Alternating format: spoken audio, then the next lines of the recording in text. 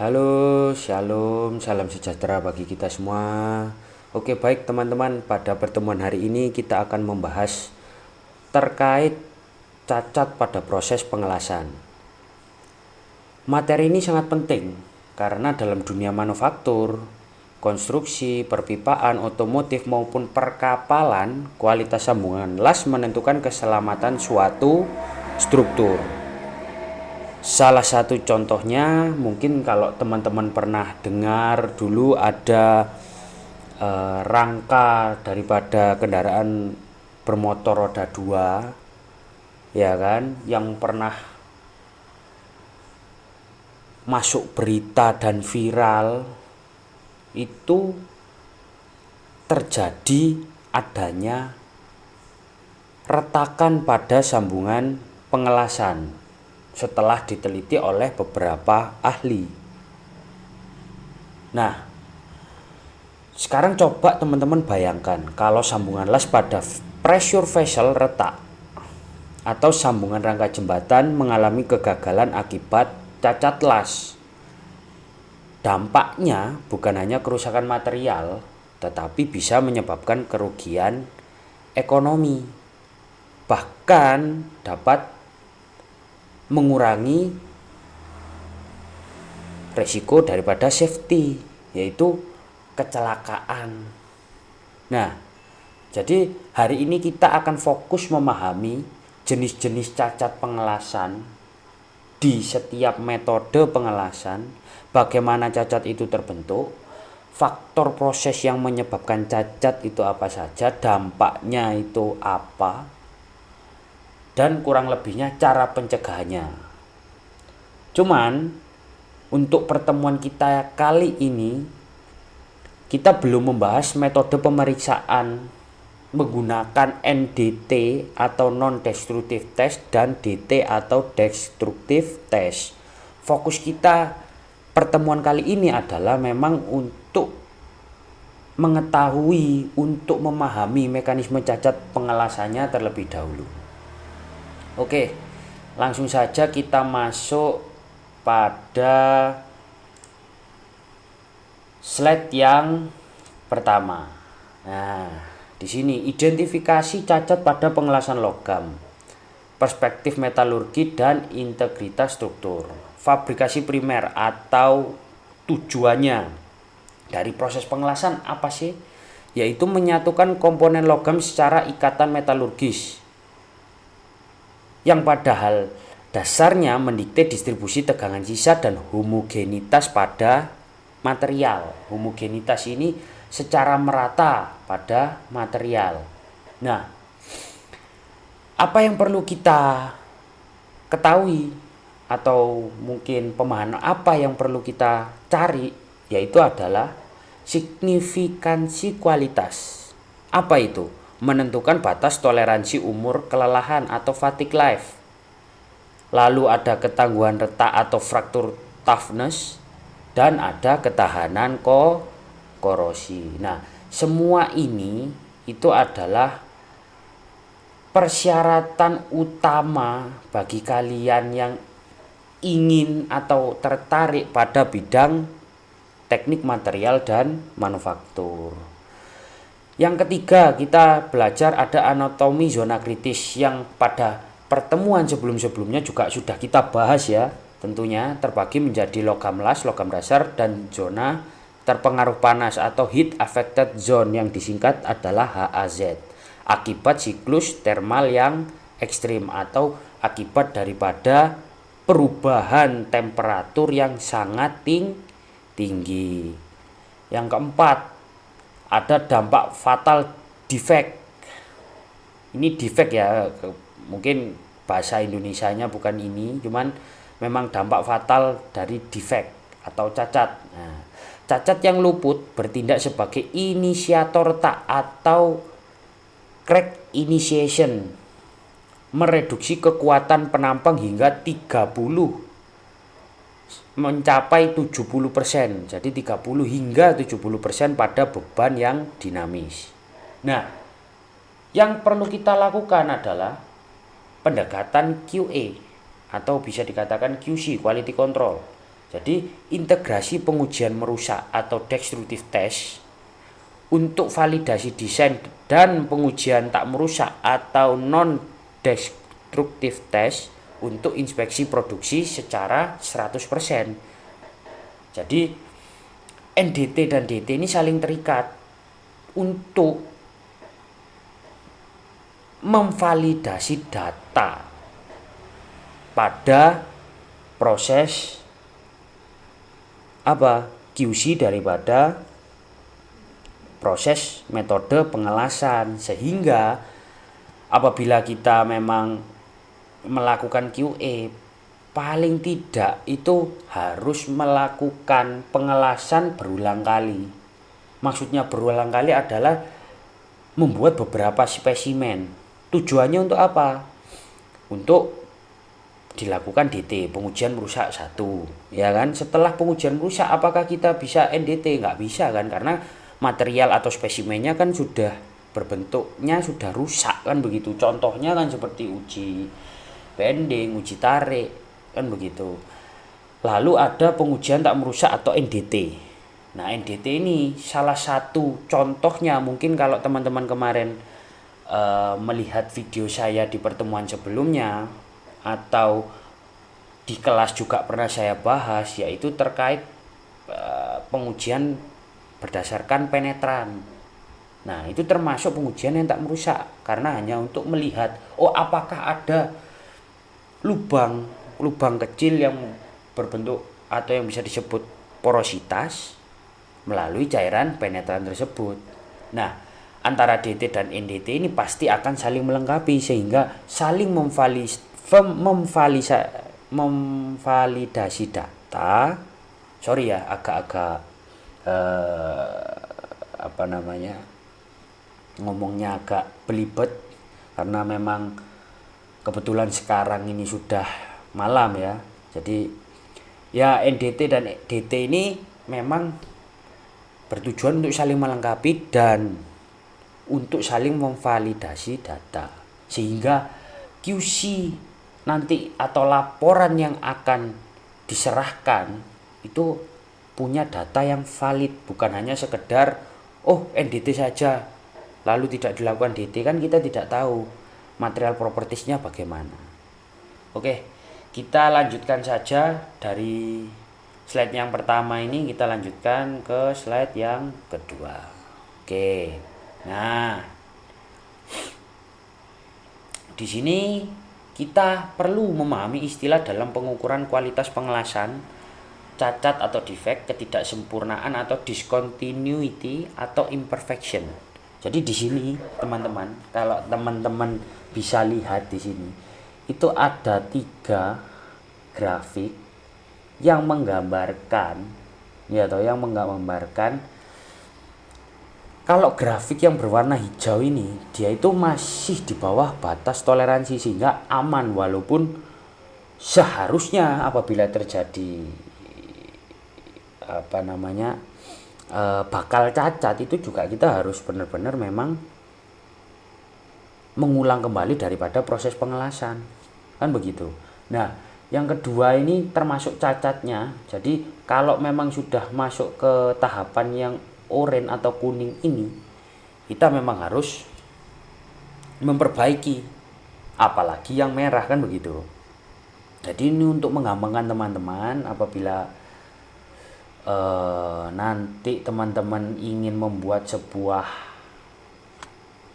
analisis atau karya tulis ilmiah berupa analisis cacat pengelasan, teman-teman cantumkan ini teman-teman, biar tahu kira-kira se-urgent apa, semengkhawatirkan apa cacat pengelasan tersebut kan begitu.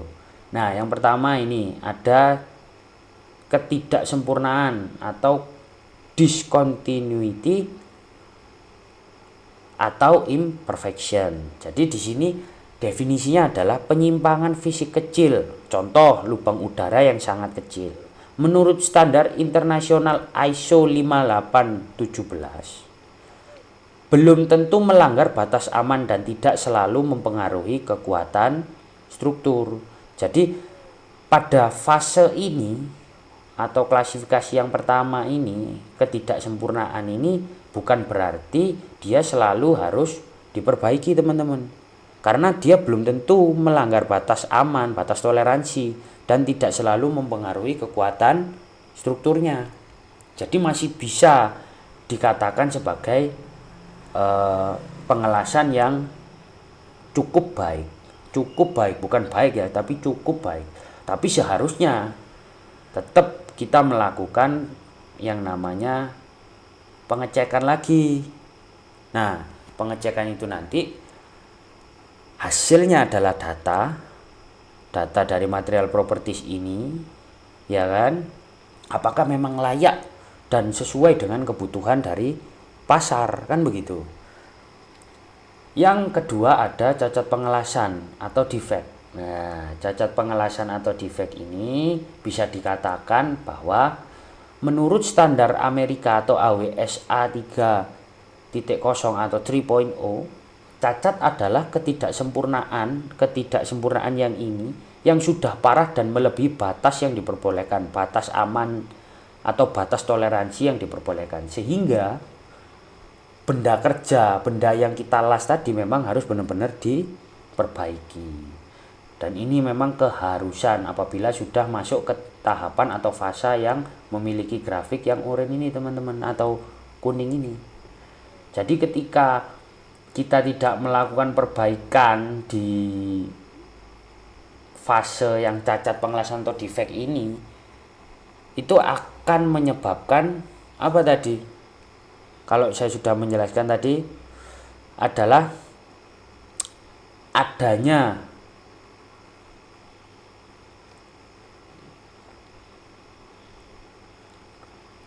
cacat di sini, ya kan? Adanya cacat di sini itu akan mempengaruhi struktur daripada material tersebut. Sifat mekaniknya berubah, material propertiesnya tidak mencapai tahapan yang diinginkan, sehingga apabila ini dibiarkan pada cacat pengelasan atau fase defect ini, maka material tersebut bukan material yang baik, malah akan menciptakan cikal bakal daripada inisiasi crack tadi, ya kan? Nah, inisiasi crack itu timbulnya dari mana? Fase yang ketiga ini teman-teman, stress riser, ya kan? Oh, terlihat ada retakan, kan nggak mungkin tiba-tiba langsung retak segini, kan nggak mungkin teman-teman. Jadi dimulainya dari inisiasi crack itu tadi. Nah, ketika sudah masuk ke fase tahap terakhir ini teman-teman, memang kalau ini itu sudah harus diperbaiki secara keseluruhan, bahkan bisa ganti daripada material tersebut teman-teman. Nah, di sini fase ketiga, prinsip pemusat tegangan, stress riser. Cacat berbentuk tajam seperti retakan mengganggu aliran gaya. Ujung retakan melipat gandakan tegangan lokal melebihi batas kekuatan material, atau yang biasa dijadikan patokan adalah yield strength. Hal tersebut mengurangi ketangguhan secara drastis. Nah, ini bahaya teman-teman apabila sudah fase ini tapi material masih digunakan. Itu akan menimbulkan kontra, dan bahkan bisa menimbulkan kecelakaan teman-teman, bahaya. Sehingga dimulai dari fase tahap kedua ini memang harus benar-benar sudah diperbaiki. Nah, kriteria ASME section 9, American Society of Mechanical Engineers dan API 1104 American Petroleum Institute, keputusan didasarkan pada ukuran total cacat teman-teman. Jadi untuk memastikan ini masuk ke fase yang mana, itu didasarkan pada ukuran total cacat, posisi cacat terhadap beban utama, dan seberapa tajam ujung cacat. Nah, jadi kalau teman-teman ingin mengklasifikasikannya menjadi 3 ini, ya kan, pengukuran kualitas pengelasan jadi 3 fase ini, teman-teman harus tahu sesuai standarisasi yang ada. Keputusan didasarkan pada ukuran total cacat, ukurannya seberapa, posisi cacatnya di mana, kan begitu, seberapa tajam ujung cacatnya. Dan ketika memang itu melebihi batas toleransi, ya maka harus diperbaiki. Nah, di sini kita akan lanjutkan. Tadi kita membahas terkait seputar klasifikasi daripada pengukuran kualitas pengelasan, ya kan. Itu ada 3 ini. Kita lanjutkan menuju taksonomi klasifikasi cacat pengelasan berdasarkan morfologi dan lokasi. Nah, di sini yang pertama teman-teman ada cacat permukaan atau surface defect. Terekspos ke atmosfer kritis sebagai titik inisiasi retak lelah atau inisiasi crack. Nah, contohnya seperti undercut, overlap, dan porositas permukaan. Nah, di sini teman-teman kemarin mungkin di pertemuan sebelumnya itu kita juga sudah membahas undercut itu apa, overlap itu apa, porositas itu apa. Jadi nanti kita akan membahas masing-masingnya, ya kan. Itu memang benar-benar mendetail. Karena apa? Ketika teman-teman tahu, oh ini kira-kira cacat pengelasan apa, teman-teman tahu cara pencegahannya bagaimana, kan begitu. Nah, pencegahan untuk cacat undercut itu seperti apa, pencegahan terhadap overlap bagaimana, kan begitu. Ketika teman-teman sudah tahu cara pencegahannya, nah nggak mungkin nanti teman-teman mengelas lagi. Itu probabilitasnya untuk terjadinya cacat itu akan semakin mengecil teman-teman, kan begitu. Jadi penting untuk tahu di sini bahwa cacat itu juga ada klasifikasi berdasarkan morfologi dan lokasi. Nah, yang pertama kita bahas ini tadi adalah cacat permukaan. Lalu yang kedua ada cacat internal teman-teman, atau internal defect, terperangkap di dalam volume weld metal atau HAZ. Jadi darah sininya teman-teman ya, membutuhkan NDT, UT atau RT. Nah, nanti pada pertemuan berikutnya kita akan membahas terkait NDT dan DT teman-teman. Jadi di sini makanya kenapa saya buat PPT-nya menjadi satu kesatuan, karena saling berhubungan teman-teman. Cuman untuk pertemuan kali ini memang kita akan fokus membahas cacatnya dulu seperti apa begitu. Nanti ketika sudah tahu cara penanganannya atau cara pencegahannya, kita akan belajar NDT, kan begitu, untuk mengetahui oh memang benar data ini valid, ada undercut, cacat undercut, valid nggak, kita cek di NDT maupun DT. Nah, contohnya sendiri dari cacat internal adalah slack inclusion, lack of fusion. Jadi di sini ada 2 contohnya ya, slack inclusion dan lack of fusion. Oke, selanjutnya ada cacat dimensi atau dimensional defect, penyimpangan profil yang mendistorsi momen inersia penampang desain. Contoh lack of penetration, misalignment, lalu distorsi. Misalignment ini contohnya itu kayak seharusnya teman-teman mengelas lurus, mungkin ada muncul sedikit keluar jalur gitu teman-teman. Maksudnya misalignment itu seperti itu. Nah, di sini ada cacat metalurgi. Nah, cacat metalurgi ini juga sangat penting teman-teman. Kenapa? Kemarin kan kita di pengelasan sebelumnya kita membahas daerah HAZ. Kalau TIG itu HAZ-nya bagaimana, kecepatan pendinginnya bagaimana, sehingga mikrostrukturnya bagaimana, kan seperti itu teman-teman. Nah, di sini juga ada cacatnya teman-teman. Perubahan mikrostruktur tak kasat mata makro memicu pengerasan ekstrim. Lah, ketika dia terkena pengerasan ekstrim, maka material tersebut akan semakin keras teman-teman. Nah, semakin kerasnya itu ada kekurangannya teman, yaitu getas. Nah, ketika dilakukan mungkin impact, ya kan, itu akan cepat pecah teman-teman, karena sifat getas itu tadi yang ditimbulkan dari apa? Mikrostruktur yang terbentuk itu martensit, yang notabene adalah fasa di mana mikrostruktur tersebut memang sangat-sangat keras, sangat-sangat padat. Nah, contoh dari cacat metalurgi ini apa teman-teman? Ada hydrogen cracking dan coarse grain growth. Jadi di sini nanti kita akan bahas satu persatu.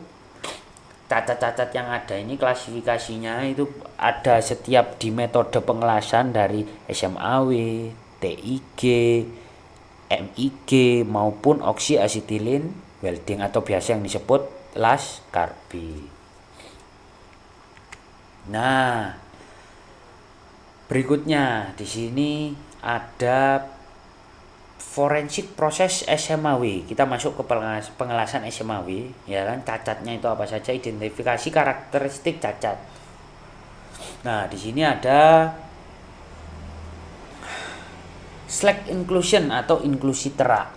Nah, slack inclusion biasa terjadi pada proses SMAW karena kedua proses ini menggunakan flak, teman-teman.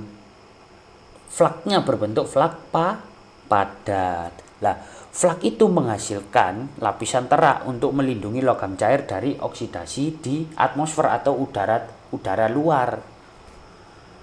Masalahnya muncul ketika terak ini tidak dibersihkan dengan baik ini, teman-teman.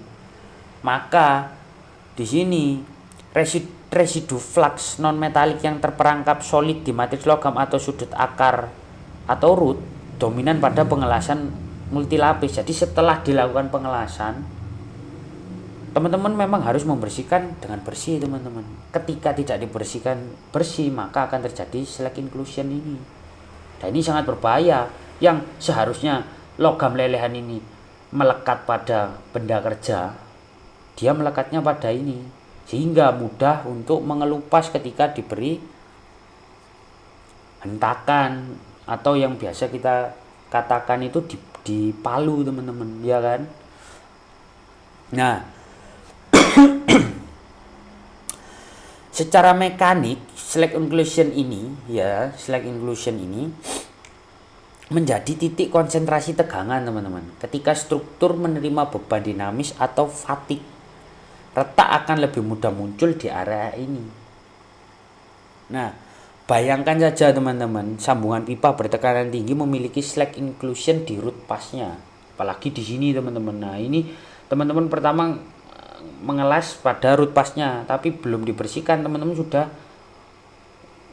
memasuki layer yang kedua atau dilapisi yang kedua.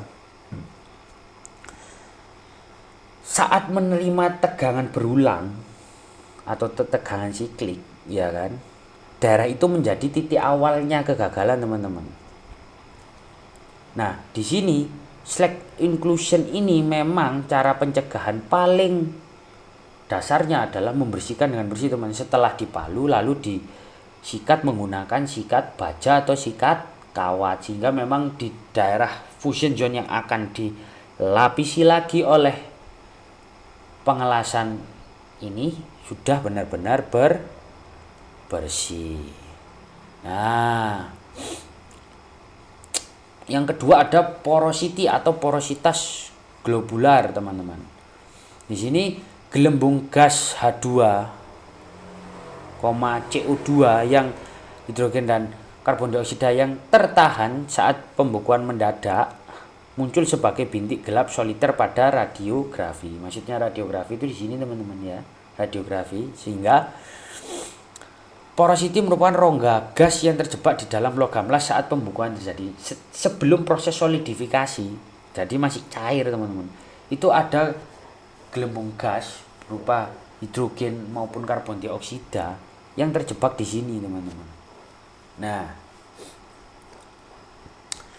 biasanya, teman-teman, porositasnya terjadi karena elektrodanya itu lembab, ya kan? Permukaannya mungkin ada yang berkarat sebelum melakukan proses pengelasan, lalu ada minyak mungkin atau cat, lalu ada kelembapan udara juga, ya kan? Itu sangat-sangat tidak baik bagi pengelasan SMAW ini, teman-teman. Sehingga apabila dari banyaknya alasan yang saya sebutkan, alasan terjadinya cacat itu akan menyebabkan cacat yang dinamakan porosity. Nah, ketika logam masih cair, gas sebenarnya bisa keluar. Tetapi jika pendinginannya terlalu cepat, ya kan, atau jumlah gas terlalu banyak, gas tidak sempat keluar sehingga membentuk rongga. Makanya teman-teman, biasanya gelembung gas ini itu memang ada kontaminasi daripada gas atmosfer atau udara terbuka, dan ada yang terjebak di dalam proses pengelasan. Sebelum hasil pengelasan menjadi solid, gas tersebut masih terperangkap di sini teman, yang disebut dengan porosity. Oke. Yang selanjutnya ada undercut atau kelepuan sisi. Jadi undercut ini alur memanjang yang tergerus di batas zona fusi. Zona fusi itu di sini teman-teman, ya kan? Batas zona fusi itu di sini. Nah, menciptakan takikan bersudut tajam yang melemahkan permukaan. Nah, ini jeleknya itu ini teman-teman, bisa melemahkan di bagian permukaan, ya kan? Nah, biasanya orang-orang itu melakukan pengelasan tapi tidak sadar bahwa ada atau sering terjadi undercut teman-teman. Nah, bahayanya adalah ketika memang undercut ini terjadi, nah sifat daripada permukaannya nanti akan melemah teman-teman. Jadi material properties di permukaan benda kerja itu akan memang benar-benar lemah, ya kan?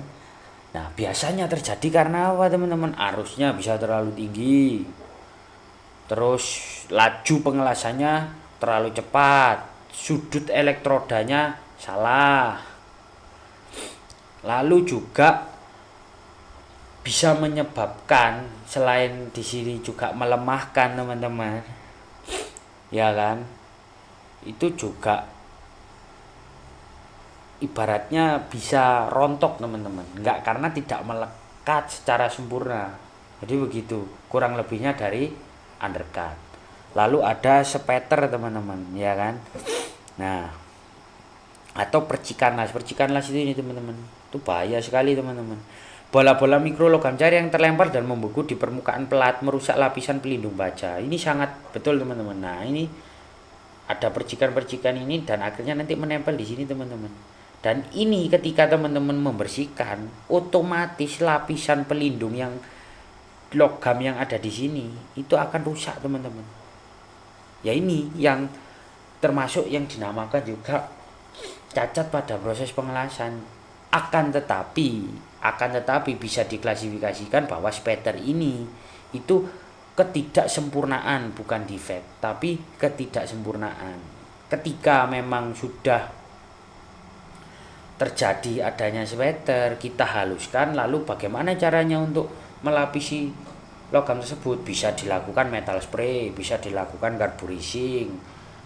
Banyak sekali perlakuan panas pada logam setelah proses pengelasan, sehingga apabila memang dituntut untuk material atau komponen yang memang benar-benar baik atau sempurna, maka tidak bisa dilakukan hanya sekedar pengelasan teman-teman, harus dilakukan proses tambahan. Nah, proses tambahannya itu apa? Ya, contohnya perlakuan panas pada logam, apa, metal spray, carburizing, nitriding, ya, itu macam-macamnya, atau salah satu contohnya beberapa daripada proses perlakuan panas pada logam. Nah, ini ada incomplete penetration, kegagalan energi busur untuk meleburkan material sepenuhnya hingga menyentuh dasar daripada kampung. Ya, penyebabnya itu ya karena kadang flaknya sudah hilang, cuman tinggal kawatnya saja. Nah, itu bisa menjadi salah satu penyebab daripada incomplete penetration. Cuman teman-teman, yang memang sangat mempengaruhi adalah ini teman-teman, slack inclusion, porositas, undercut. Ini sangat, tiga yang atas ini memang sangat benar-benar harus diperbaiki teman-teman, karena mempengaruhi material properties dan struktur daripada benda kerja yang dilas. Nah, oke, kita lanjutkan ya. Nah, proses kegagalan SMAW, bagaimana dan mengapa terjadi cacat. Nah, di sini ada pas 1, pas 2 dan solidifikasi. Pas 1.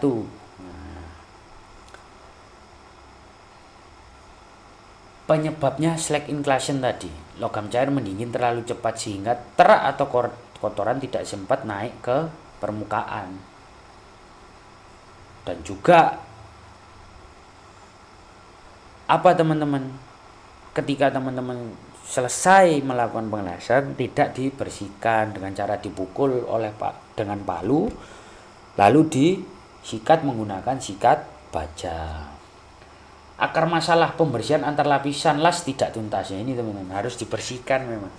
Lalu yang kedua, penyebab porositas atau gelembung gas. Panas dari las mengubah kotoran seperti karat atau kawat lembab menjadi gas. Gas hidrogen ini terjebak dalam logam cair sebelum bisa keluar. Lalu setelah gas hidrogen ini terjebak, logam cair belum bisa keluar, ya kan? Lelehan logam tadi sudah tersolidifikasi teman-teman, sehingga menyebabkan yang dinamakan adalah gelembung gas atau porositas. Lalu yang ketiga ada penyebab undercut atau cekungan pinggir. Nah, di sini teman-teman ya, kayak tadi yang saya bilang. Penyebabnya apa? Arus listrik terlalu besar. Lalu ada kecepatan las yang terlalu cepat. Logam di pinggir termakan tapi tidak terisi penuh oleh kawat las. Jadi ini termakan, ya kan? Terus menciptakan takian lagi, ya kan? Nah, kan tetapi ini tidak terisi penuh oleh logam cair, logam atau elektroda yang dicairkan teman-teman, sehingga ini tuh bisa menyebabkan apa? Ketidaklekatan logam benda kerja dengan logam dari cairan elektroda yang dilakukan saat proses pengelasan. Yang keempat, penyebab penetrasi dangkal atau kurang tembus. Celah sambungan terlalu sempit atau panas las kurang. Nah, biasanya panas las ini ditentukan oleh ampere dan tegangannya ya. Nah, celah sambungan terlalu sempit ini bisa jadi kampuh, bentuk kampuh juga, ya kan? Logam di bagian dasar tidak meleleh sempurna, menyisakan adanya celah. Nah, itu teman-teman. Ketika panas las kurang, maka logam cair ini tidak mencair keseluruhan, tidak meleleh sempurna, sehingga ada celah kekosongan teman-teman. Di sini misalnya ada celah gitu. Nah, itu menyebabkan kegagalan daripada proses pengelasan, yaitu adalah penetrasi yang dangkal. Gitu teman-teman ya. Oke, kita lanjut pada forensik prosesnya. Kita masuk ke TIG teman-teman, TAW, identifikasi presisi mikro. Nah, ini tidak usah saya jelaskan sebegitunya karena pada pertemuan TIG dan MIG kemarin sudah saya jelaskan. Ini tungsten, terus ada tungsten inclusion yang terjebak, itu juga yang dinamakan ini, ya kan, cacatnya salah satunya. Kita bahas yang kemarin yang ini kurang lebihnya, ya kan. Oke, kita langsung masuk ke cacatnya aja teman. Ada beberapa, yaitu lack of fusion atau fusi tidak sempurna adalah kondisi ketika logam las tidak menyatu sempurna dengan logam induk atau antar lapisan. Ini berbeda dengan incomplete penetration teman-teman, itu berbeda. Kalau lack of fusion ada bagian tertentu yang tidak menyatu. Sedangkan incomplete penetration, penembusan akar sambungan tidak penuh. Nah, bedanya di situ teman-teman. Nah, penyebabnya apa kira-kira lack of fusion ini? Head inputnya rendah, travel speed terlalu cepat, sudut torch salah, permukaan kotor berkarat, arusnya juga rendah. Nah, itu penyebabnya daripada lack of fusion. Nah, bahayanya apa? Lack of fusion ini atau fusi tidak sempurna, ya kan, sangat berbahaya karena sambungan terlihat bagus dari luar teman-teman, Tetapi sebenarnya ikatan metalurgi di dalamnya itu tidak sempurna. Nah, makanya ini pun juga kita perlu melakukan NDT atau DT. Nah, untuk NDT dan DT akan kita bahas di pertemuan berikutnya. Lalu yang kedua ada tungsten inclusion atau inklusi tungsten, ya kan? Nah, serpihan padat elektroda tungsten patah dan melebur dalam genangan. Jadi ininya patah, teman-teman. Ada percikan, mungkin ada partikel sekecil itu di tungstennya ini yang patah, teman-teman. Lalu melebur masuk ke sini yang dinamakan tungsten inclusion. Nah, densitas atom tinggi menghasilkan pendarahan putih absolut pada film sinar X. Jadi di sini kita memang harus benar-benar menggunakan NDT atau DT ketika ingin mengetahui ini ada tungsten inclusionnya atau tidak, kan begitu. Nah, sebenarnya apa itu? Kok bisa sampai patah? Nah, sampai patah penyebabnya gampang, teman-teman. Adanya proses penekanan yang terlalu berlebihan itu juga berbahaya, teman, karena memang tungsten Delas TIG ini memang panasnya sendiri, sedangkan elektrodanya juga sendiri. Jadi tidak seperti halnya MIG panasnya memang untuk memanaskan 70% untuk memanaskan daripada elektrodanya karena menjadi satu. Ketika TIG itu beda, teman-teman, ini hanya panasnya saja. Lalu elektrodanya itu sendiri dipegang oleh tangan yang lain, sehingga ketika teman-teman panasnya ini kan suhunya ekstrim sekali ya, melakukan penekanan itu adanya serpian yang masuk ke logam, cairan logam las ini, dan itu yang dinamakan tungsten inclusion. Yang ketiga ada hot atau cold cracking, retak getas. Koyakan penampang akibat ketidakmampuan menahan tegangan internal penyusutan, sering membelah memanjang tepat di tengah jalur busur. Nah, cracking itu biasanya, teman-teman, ya, retakan itu ditimbulkan daripada inisiasi crack yang sudah kita bahas tadi di slide-slide sebelumnya ya. Itu sangat berbahaya, teman-teman, karena itu pusat daripada tegangannya. Nah, apa yang menyebabkan ini? Pendinginan yang terlalu cepat, teman-teman, itu juga kurang baik. Pendinginan yang terlalu cepat bisa menyebabkan daripada keretakan. Apalagi fungsinya TIG adalah mengelas, bukan mengelas baja, teman-teman, melainkan mengelas aluminium. Contoh seperti blok silinder yang bolong, mungkin kita bisa mengelasnya ya menggunakan TIG ini, teman-teman, kan begitu. Lalu ada elongated porosity atau porositas memanjang. Gelembung gas terseret memanjang sejajar arah pengelasan akibat dinamika pola aliran termal dari kolam cairan las tanpa pelindung inert. Jadi di sini porositas memanjang itu dikarenakan terseret, teman-teman. Dari mulanya titik di sini terseret sampai searah dengan pengelasannya. Nah, hal tersebut dikarenakan apa? Flak yang berupa gas tadi, yang sebagai gas pelindung inert di proses TIG ini tidak optimal, sehingga dapat menyebabkan porositas yang memanjang.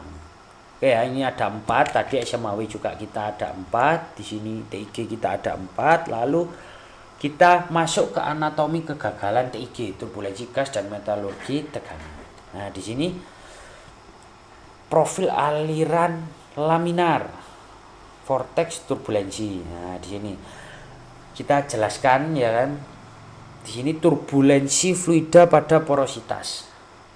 Debit aliran gas, argon atau helium yang digunakan yang berlebihan menciptakan pusaran turbulensi, menyedot oksigen atmosfer ke dalam kolam las yang terbuka. Gitu, teman-teman. Jadi di sini di luar ini ada oksigen, N2 itu akan tertarik ke sini, teman-teman, akibat dari debit aliran gas yang berlebihan. Nah, yang berikutnya ada kontaminasi fisik inklusi tungsten ya tadi, karena ada tungstennya yang masuk ke dalam peleburan,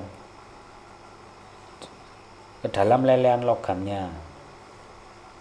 Nah, kontak mekanis elektroda dengan kolam las atau pemaksaan arus ampere yang melebihi kapasitas itu hal-hal yang mempengaruhi daripada peluburan ujung material tungstennya ini teman-teman, karena pemaksaan arus ampere yang seharusnya untuk material tersebut cukup mengetahui titik lelehnya seperti itu, tapi ditambahi lagi sehingga akan menyebabkan peleburan pada ujung material yang akhirnya masuk ke fusion zone. Di sini lelehannya, jadi begitu.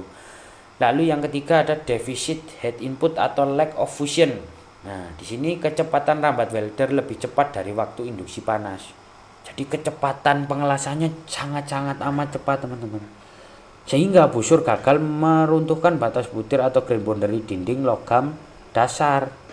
Karena pada dasarnya TIG ini memang 70% memanaskan daripada logam benda kerjanya itu, ya kan? Maka dia tidak bisa meruntuhkan batas butir atau menggeser pergerakan dari batas butir dinding logam yang akan dilas. Lalu yang keempat ada hidrogen diffusif atau cold cracking teman-teman. Di sini migrasi hidrogen ke HAZ atau heat affected zone diikuti pendinginan drastis membentuk fase martensit rapuh. Nah, retakan tunda atau delayed crack muncul berjam-jam pasca pengelasan setelah pengelasan teman-teman, kan begitu. Jadi martensit rapuh ini gimana? Ketika martensit terbentuk itu sangat keras teman-teman. Cuman ketika memang martensit terbentuk beriringan dengan hal tersebut adanya yang dinamakan delayed crack.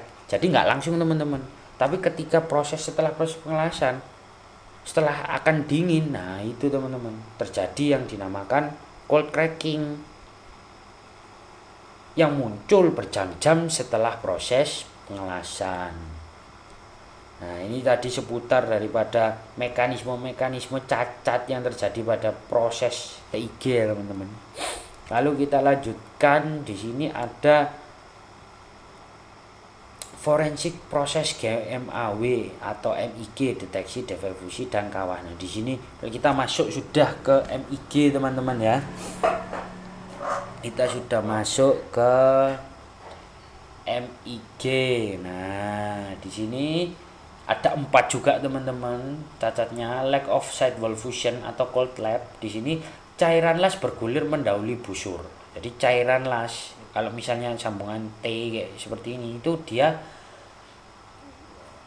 bergulir mendahului busur dan meninggi di atas logam dasar tanpa fusi termal yang benar-benar dapat menyambung, dapat menempel melekat dengan sempurna teman.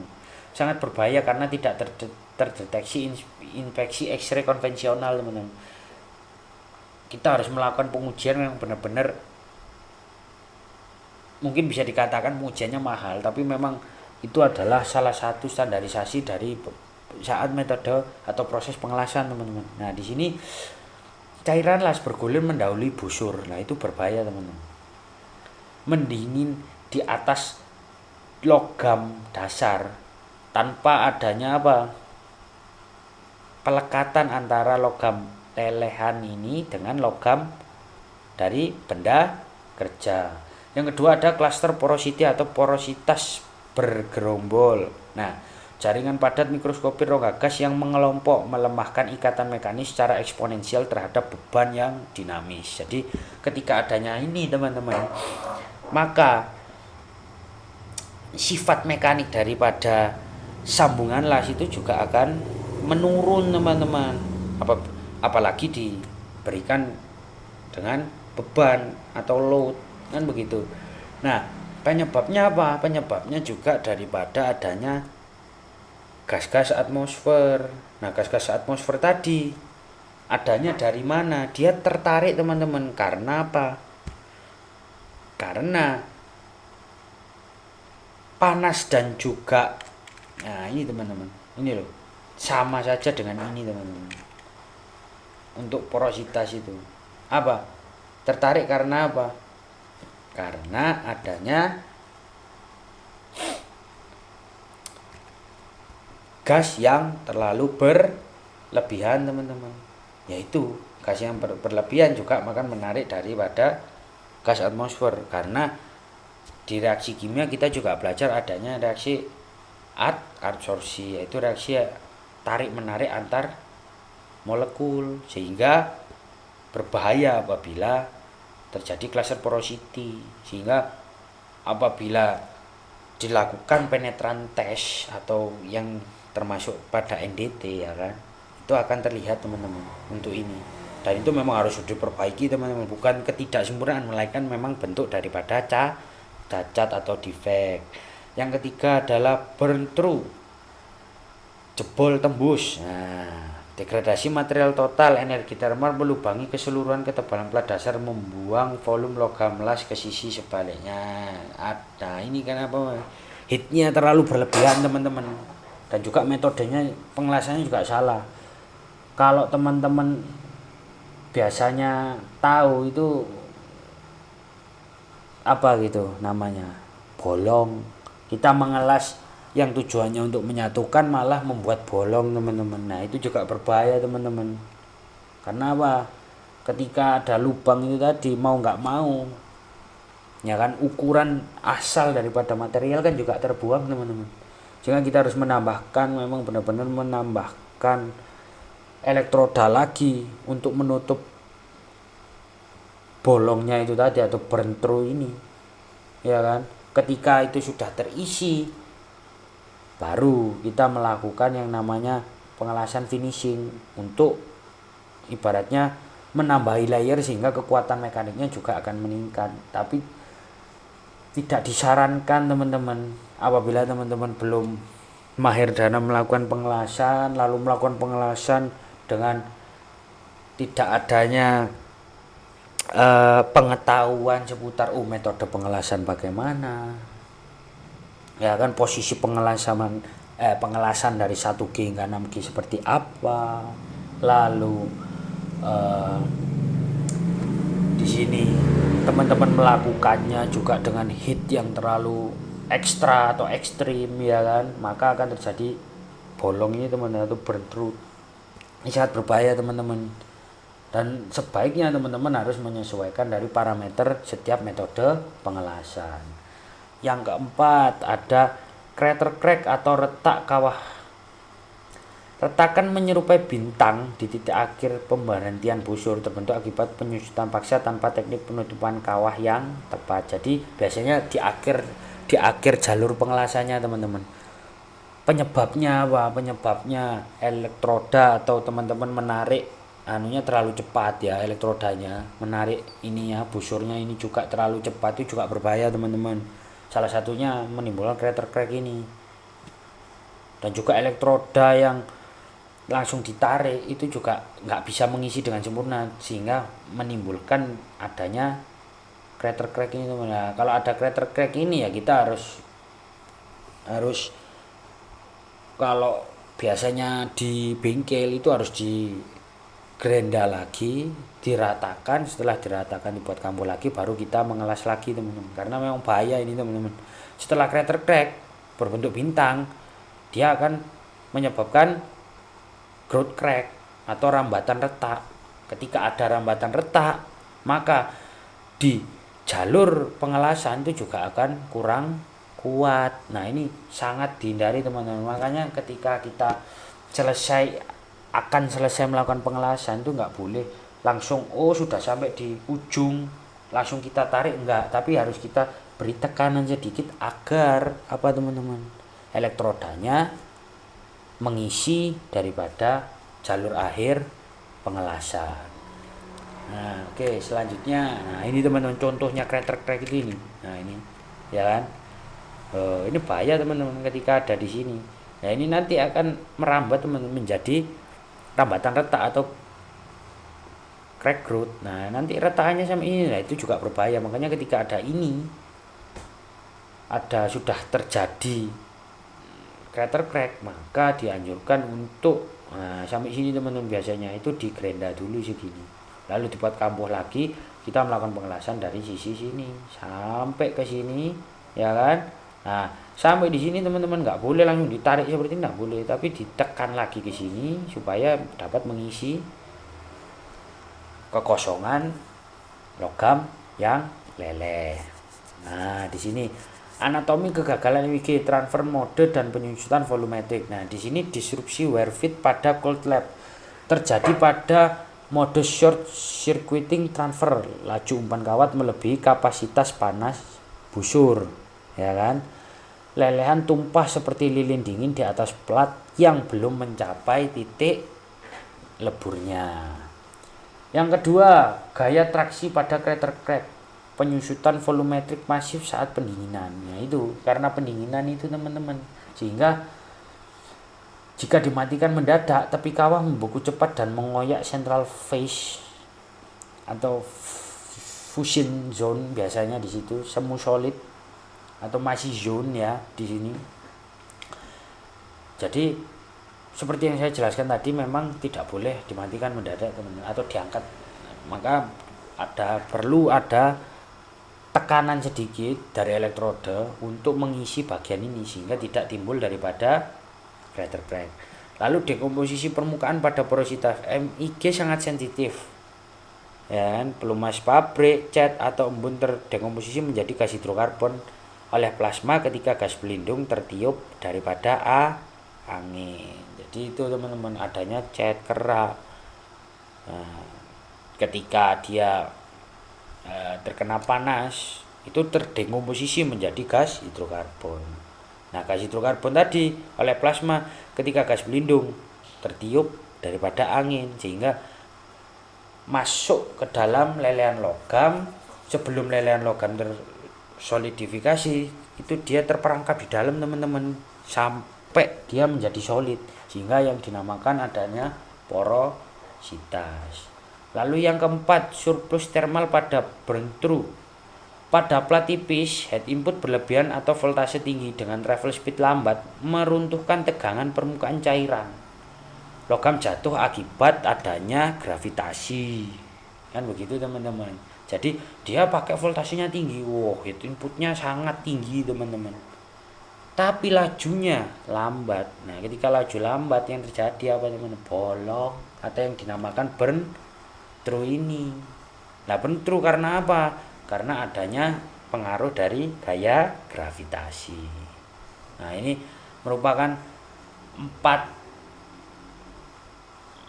mekanisme daripada kegagalan proses pengelasan MIG yang dapat menimbulkan cacat.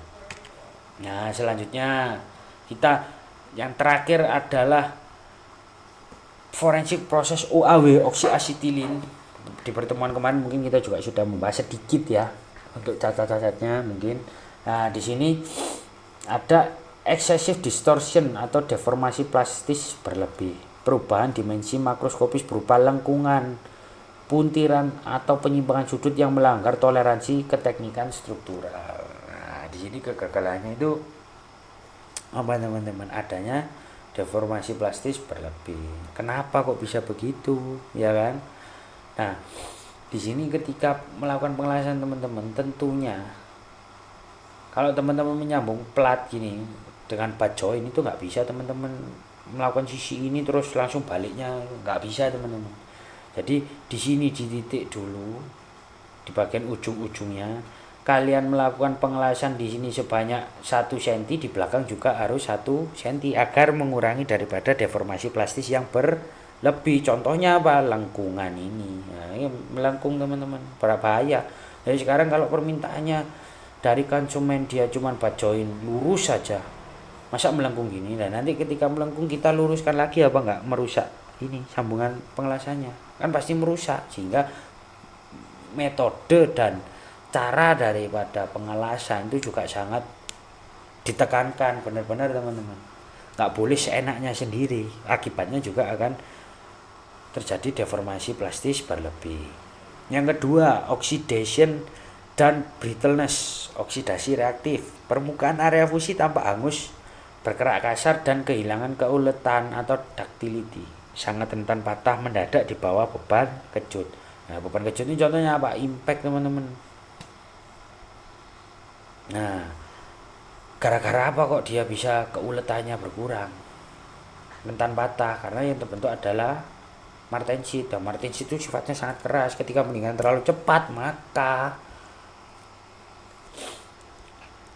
logam atau benda kerja ini tadi akan menjadi sangat keras. Nah, sangat keras yang dikorbankan apa? Ya kerapuan itu tadi. Ketika kena pengujian impact atau beban kejut, nah itu akan mudah patah. Nah, yang berikutnya ada incomplete penetration atau fusi permukaan. Nah, incomplete penetration terjadi ketika logam las gagal mencapai akar sambungan atau root pass. Artinya bagian root tidak benar-benar tersambung atau adanya celah gitu loh, teman-teman ya. Nah, penyebabnya apa kira-kira? Root gap terlalu kecil, sudut kampuh yang sempit ya kan, itu berbahaya. Arus rendah, posisi elektroda salah, ketebalan material terlalu besar dibandingkan head inputnya ya kan. Terus penyebabnya daripada incomplete penetration.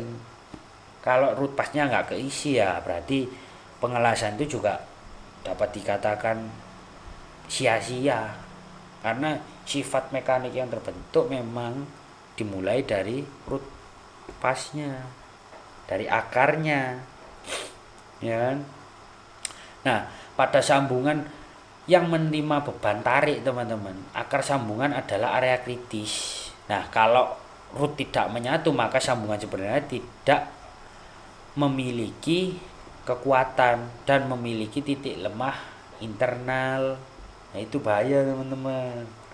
Atau yang dinamakan pengelasan secara sia-sia, yang seharusnya menyambungkan plat mencapai sifat mekanis yang baik malah menjadi sia-sia adanya titik lemah dari internal, dan itu memang perlu diperbaiki. Lalu ada carbon uptake atau hard spot, teman-teman. Nah, presipitasi karbida, bintik pengerasan lokal yang tak kasat mata pada matriks kristal merusak perkakas permesinan mata berbubut selama tahap pasca fabrikasi. Nah, ini biasa kita lakukan itu menggunakan metalografi berupa SEM, mungkin SEM EDS atau apa, yaitu bentuk pengujian untuk mengetahui adanya presipitasi karbida ini, teman-teman ya kan. Nah, itu memang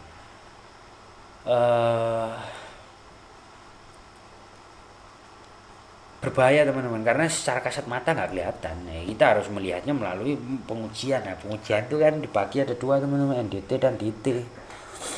Non destruktif yang bersifat tidak merusak dan bersifat yang merusak. Sehingga apabila ingin mengetahui presipitasi karbida di struktur kristal, maka kita harus melakukan pengujian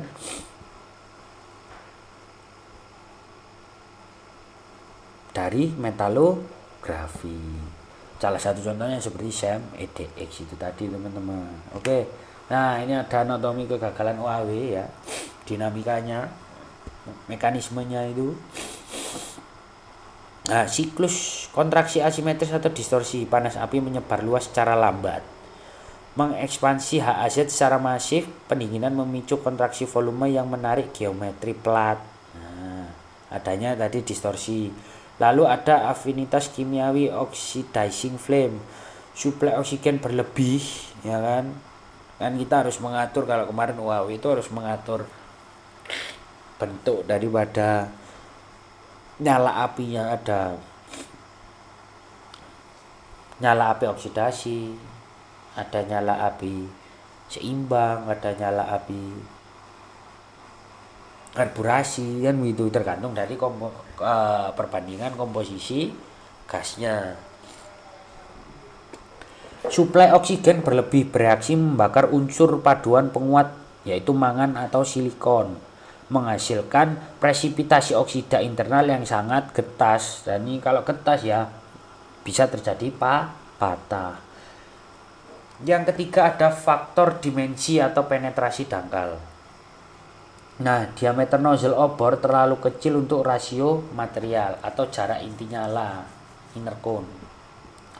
Melayang terlalu tinggi dari permukaan.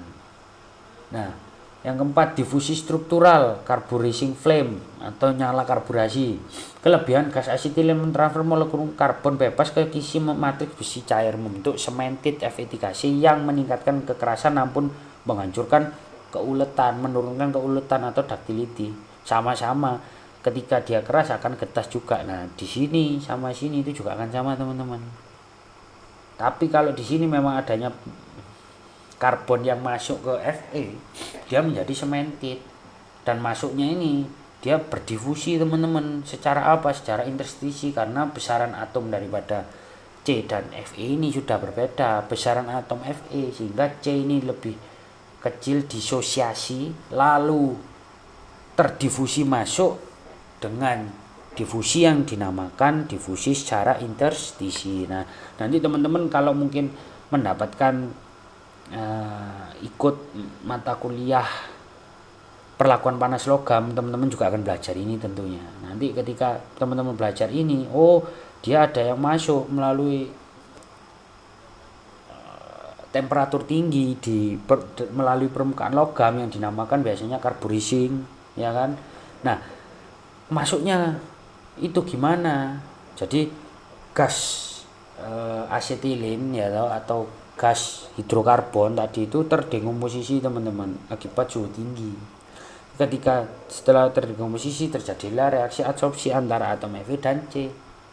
Ada gaya tarik menarik sehingga C itu dapat masuk, ya kan, dengan Fe yang sudah melunak akibat temperatur tinggi masuk berdifusi secara interstisi melalui hukum Fick. Nah, nanti teman-teman juga bisa belajar apa sih hukum Fick itu. Mungkin kalau teman-teman nanti akan mendapatkan mata kuliah perlakuan panas pada logam. Oke, kita lanjutkan di sini. Nah, pencegahan masalah, pengaturan alat dan kualitas inspeksi, teman-teman.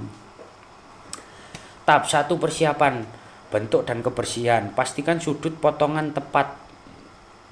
Bersihkan logam dari karat, kotoran dan bekas las sebelumnya. Makanya perlunya ketika setelah pengelasan kita bersihkan.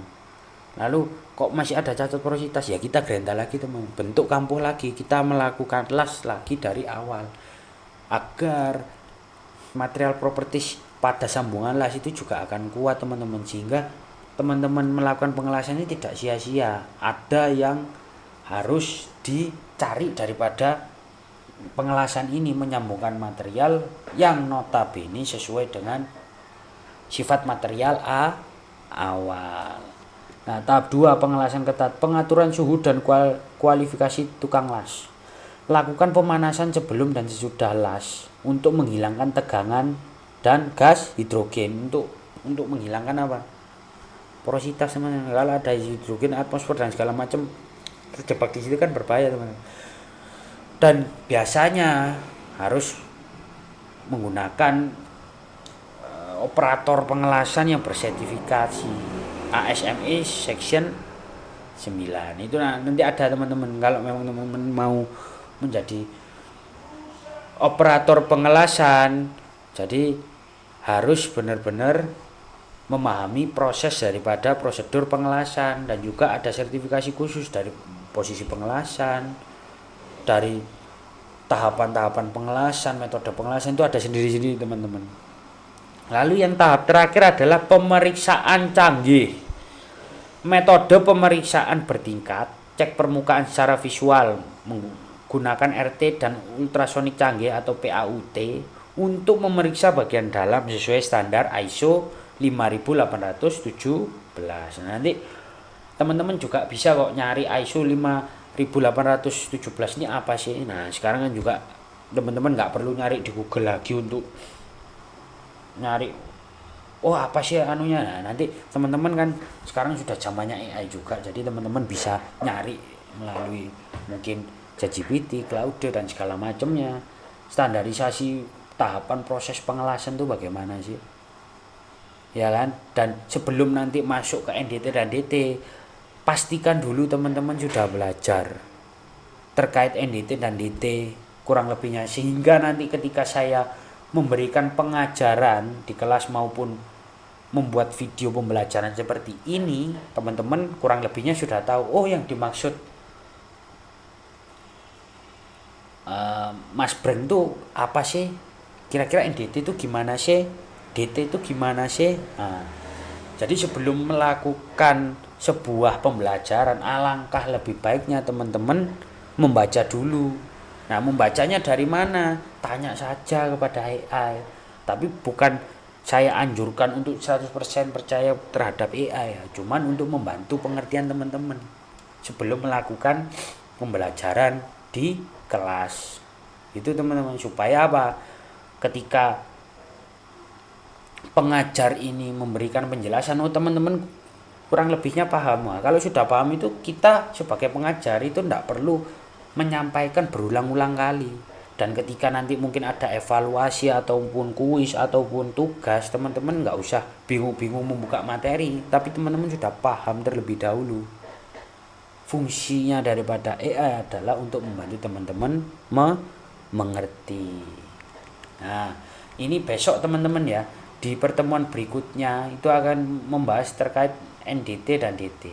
Untuk sekarang ini kita akhiri dulu sampai sini dulu, ya kan? Terima kasih teman-teman sudah menyempatkan untuk menonton video ini, video pembelajaran ini. Mungkin dari tadi saya berbicara, teman-teman ada yang mengantuk mungkin. Ya, ini saya buat 1 jam, ya kan?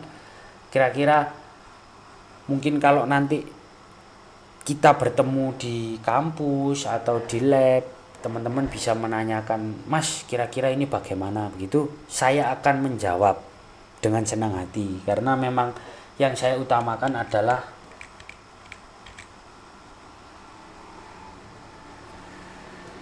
ketika belajar itu kita memahami, bukan menghafal tapi memahami. Oh, porositas itu intinya apa sih?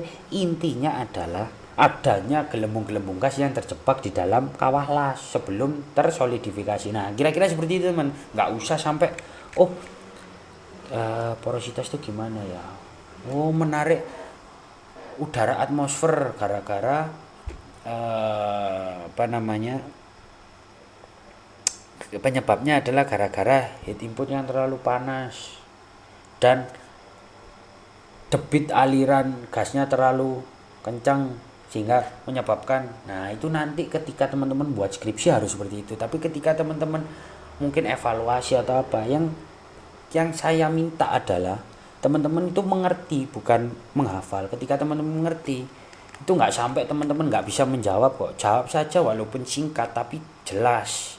Ketika itu jelas, maka nilainya juga akan jelas teman-teman. Nggak cuman kalau nggak bisa jawab nanti menulis soal kembali, bukan seperti itu. Itu yang memang beberapa kita pengajar juga nggak suka. Tapi yang perlu teman-teman mengerti bahwa kita sebagai pengajar menginginkan teman-teman juga mengerti, memahami, bukan menghafal. Oke, sekian saya tutup kesempatan pertemuan kali ini, ya kan? Semoga dari apa yang saya jelaskan tadi terkait cacat pada pengelasan masing-masing metode pengelasan ya, itu bisa teman-teman mengerti, memahami dengan baik. Kurang lebihnya saya mohon maaf apabila ada salah kata. Terima kasih teman-teman, jangan lupa like, comment, and subscribe. Oke? See you in the next video.